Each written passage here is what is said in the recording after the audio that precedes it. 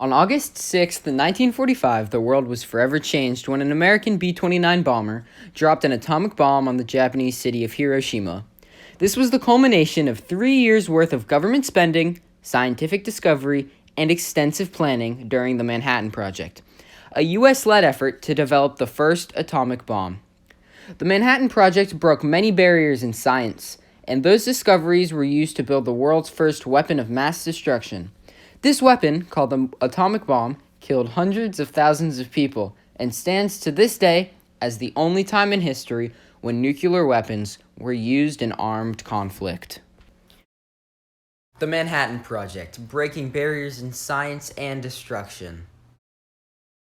Throughout the 1930s, there were many advances in nuclear science, including the discovery of the neutron by James Chadwick, an English physicist.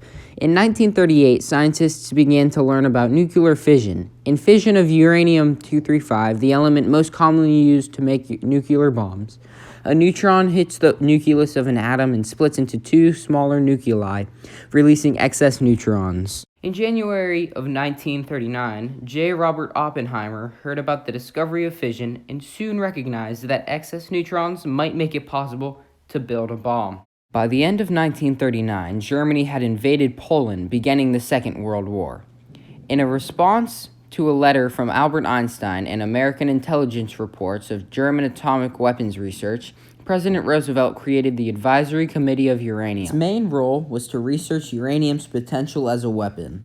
In spring of 1940, the head of the committee gave Enrico Fermi and Leo Szilard, both physicists, $6,000 to conduct experiments on chain reactions at Columbia University. Soon the committee was renamed the Office of Scientific Research and Development. Throughout this time, many scientific discoveries about uranium and atomic particles occurred in labs all over the world. World War II was raging now. There was an urgency among warring nations to be the first to develop nuclear technology. On December 7, 1941, Japan attacked the U.S. naval base on Pearl Harbor, Hawaii, thrusting the United States into World War II. About a month later, in January 1942, President Roosevelt approved the development and production of an atomic bomb. That June, the Army Corps of Engineers joined the OSRD with the approval of the president. The project was now officially a military initiative, with the scientists who had led the project for years now put in a supporting role. On August 13, 1942, the Manhattan Engineer District, codenamed the Manhattan Project, was formed with the goal of constructing a nuclear weapon to be used in wartime. Leslie Groves, an Army colonel, was soon appointed the head of the project. Around this time, Leo Szilard and Enrico Fermi were working on nuclear chain reactions at the University of Chicago. They were learning how to make one neutron cause a big explosion. They also were working on enriching uranium in order to have chain reactions. The scientists at the time were pursuing both uranium and plutonium-based bombs. Uranium was enriched in Oak Ridge, Tennessee, and plutonium in Hanford, Washington. Groves was soon promoted to general and appointed J. Robert Oppenheimer to lead a new Project Y in Los Alamos, New Mexico. This was to be the new central laboratory for research and design where the uranium and plutonium components would be assembled into a bomb. By the end of January 1943, Oak Ridge, Los Alamos, and Hanford were all being constructed as the project shifted from research to bomb building.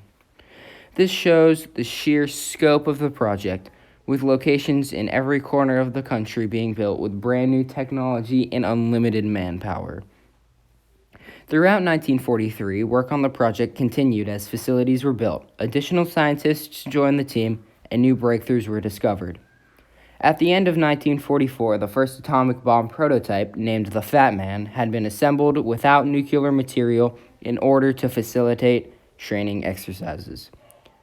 Tinian Island in the Pacific was selected to be the base of operations for the first atomic attack, and preparations began to construct a runway and facilities to support a B-29 squadron. The enrichment plants around the country were almost fully operational, and plutonium and uranium started arriving in Los Alamos. President Roosevelt died on April 12, 1945, and President Truman was immediately sworn in. And an example of how secretive the Manhattan Project was, he had previously no knowledge of the initiative and was briefed on the project the day after he became president. After many experiments and tests, the little boy was completed in early May of 1945. On May 7th, Nazi Germany surrendered to the Allies. The same day, 108 tons of TNT laced with fissionable material was exploded to test instruments that would soon measure the first nuclear weapon ever detonated.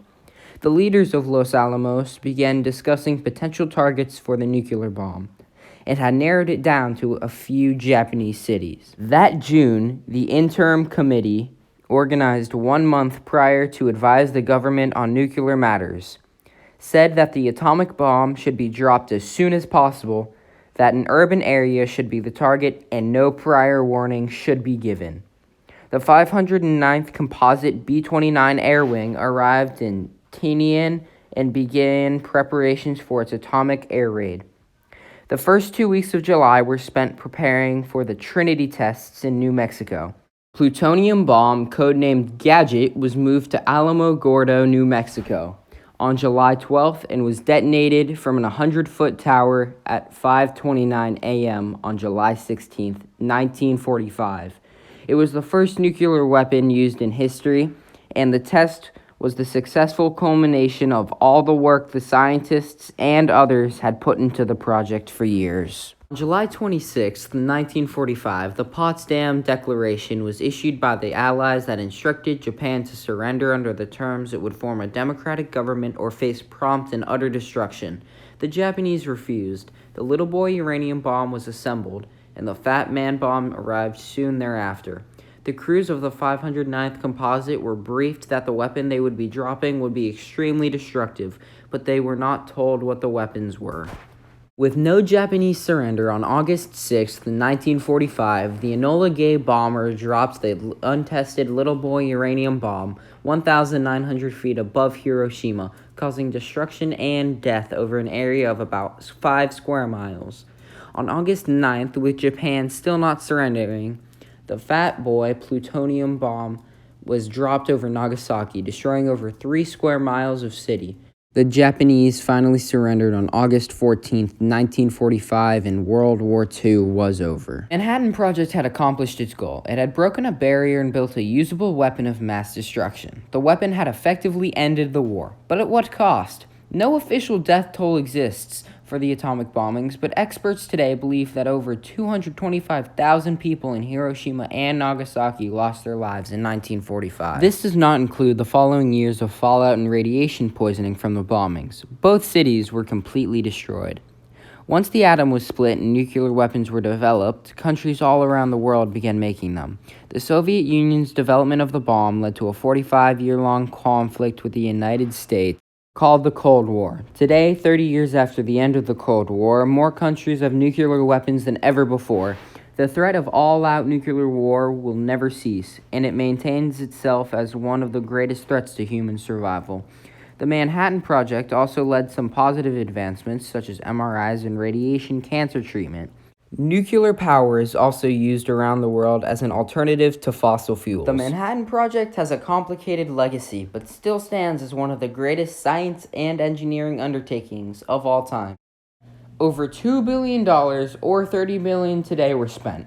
Over 130,000 people worked for the project at its peak, all working in complete secrecy, most only completing their assigned tasks without knowing what it could possibly be used for. Of these 130,000 people, many were top scientists from around the world who came together to fight the common enemies of Japan and Nazi Germany. These scientists, along with the US, UK, and Canadian governments and militaries, broke barriers at such a speed that in just 5 years, an obscure idea was turned into a highly effective weapon. The devastating effect of the Manhattan Project's broken barriers shaped World War II, the rest of the century, and international conflicts today. It will forever be ingrained in history as both a testament to what hard cooperative work can accomplish, but also to the devastation we humans can create.